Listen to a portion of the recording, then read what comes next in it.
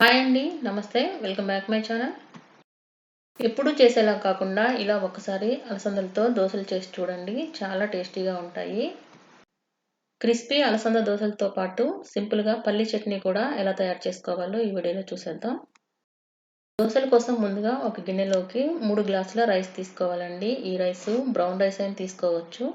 లేదా ration rice అయినా తీసుకోవచ్చు. లేదా రెగ్యులర్‌గా వాడుకునే రైస్ అయినా తీసుకోవచ్చు. నేను ఇక్కడ సింగిల్ పాలిష్ రైస్ తీసుకున్నాను. అందులోకే 1 కప్పు అలసందలు వేసుకోవాలి. ఇవి రెడ్‌వి, వైట్‌వి ఉంటాయండి. ఏవైనా తీసుకోవచ్చు. కొంచెం పెద్ద సైజులో ఉండే అలసందలు కూడా దొరుకుతాయి. అవైనా తీసుకోవచ్చండి. వీటిలోనే అర స్పూన్ మెంతులు కూడా వేసుకొని 2, 3 సార్లు నీళ్ళతో శుభ్రంగా కడుక్కోవాలి. బియ్యము, అలసందల్ని శుభ్రంగా కడిగి పెట్టుకున్న తర్వాత మరలా సరిపడినన్ని నీళ్లు పోసుకొని 4 లేదా 5 గంటల సేపు నానబెట్టుకోవాలి. అలసందలు నానటానికి 4 లేదా 5 గంటలు సరిపోతాయండి. నేను 5 గంటలు నానబెట్టాను. 5 గంటల తర్వాత చూడండి అలసందలు చక్కగా నానిపోయాయి. ఇప్పుడు వీటిని మరొకసారి శుభ్రంగా కడిగి పెట్టుకోవాలి. ఇలా కడిగి పెట్టుకున్న అలసందల్ని మిక్సీలో కానీ, గ్రైండర్‌లో కానీ కొంచెం కొంచెంగా వాటర్‌ని యాడ్ చేసుకుంటూ కొంచెం బరగ్గా ఉండేలాగా గ్రైండ్ చేసుకోవాలి. పిండి మరీ మెత్తగా కాకుండా కొంచెం బరగ్గా ఉండేలాగా చేసుకుంటే దోసలు బాగా క్రిస్పీగా వస్తాయండి. అలాగని మరీ ఎక్కువ పలుకు లేకుండా చూసుకోండి. ఇలా గ్రైండ్ చేసుకున్న ఈ పిండిని ఒక బౌల్‌లోకి తీసుకోవాలి. ఇదే విధంగా మిగతా పప్పులను కూడా గ్రైండ్ చేసుకొని బౌల్‌లోకి తీసుకోవాలి. అందులోనే సరిపడినంత ఉప్పును కూడా వేసి బాగా కలుపుకొని మూత పెట్టి 8 గంటల సేపు ఫెర్మెంటేషన్ చేసుకోవాలి. మరుసటి రోజు ఉదయానికి పిండి ఇలా చక్కగా ఫెర్మెంటేషన్ అయి ఉంటుందండి. ఇప్పుడు ఈ పిండిని ఒకసారి బాగా కలుపుకొని సరిపడినంత పిండిని ఒక బౌల్‌లోకి తీసుకోండి. మిగిలిన పిండిని ఫ్రిడ్జ్‌లో పెట్టుకుంటే 2 రోజుల వరకు నిల్వ ఉంటుంది. ఈ కన్సిస్టెన్సీలో ఉండేలాగా పిండిని కలుపుకోవాలండి. ఉప్పు అవసరమైతే యాడ్ చేసుకోండి.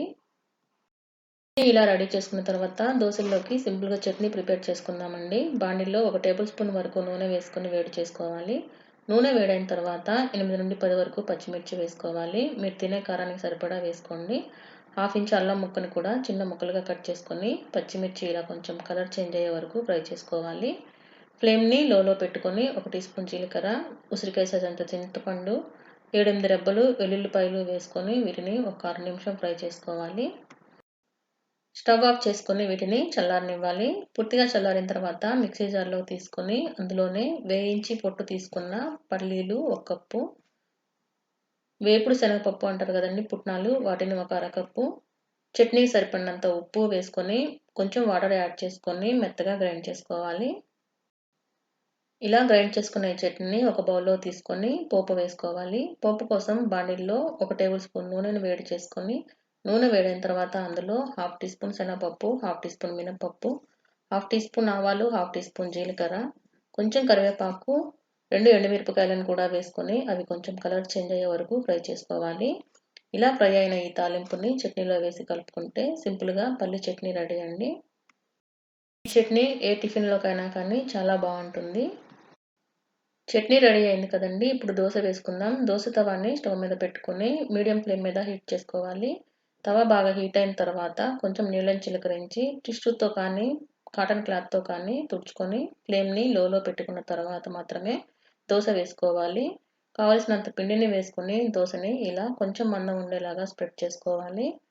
దోస పైన తడంతా ఆరిపోయిన తర్వాత కొంచెం వెల్లుల్లి కారం కానీ, గన్ పౌడర్‌ని కానీ చల్లుకుంటే దోస టేస్ట్ బావుంటుందండి. ఇష్టం లేని వాళ్ళు స్కిప్ చేసుకోవచ్చు. దీనిపైనే నూనె కానీ, నెయ్యిని కానీ వేసుకొని దోస అడుగునంతా కూడా ఎర్రగా కాలే వరకు మీడియం ఫ్లేమ్ మీద కాలనివ్వాలి. నూనె కన్నా కూడా నెయ్యి కానీ, బటర్ కానీ వేసుకోండి. దోస టేస్ట్ చాలా బావుంటుంది. ఇలా ఒక్కవైపు కాలితే సరిపోతుందండి. ఈ దోస రెడీ. ప్లేట్‌లో తీసుకొని రెడీ చేసుకున్న పల్లి చట్నీతో వేడివేడిగా తింటే చాలా టేస్టీగా ఉంటుంది. అలసందలతో క్రిస్పీగా, టేస్టీగా దోసలు రెడీ అండి. ఈ వీడియో మీకు నచ్చినట్లయితే వీడియోని లైక్ చేయండి, షేర్ చేయండి. అలాగే మన ఛానల్‌ని తప్పకుండా సబ్స్క్రైబ్ చేసుకోండి. Thank you.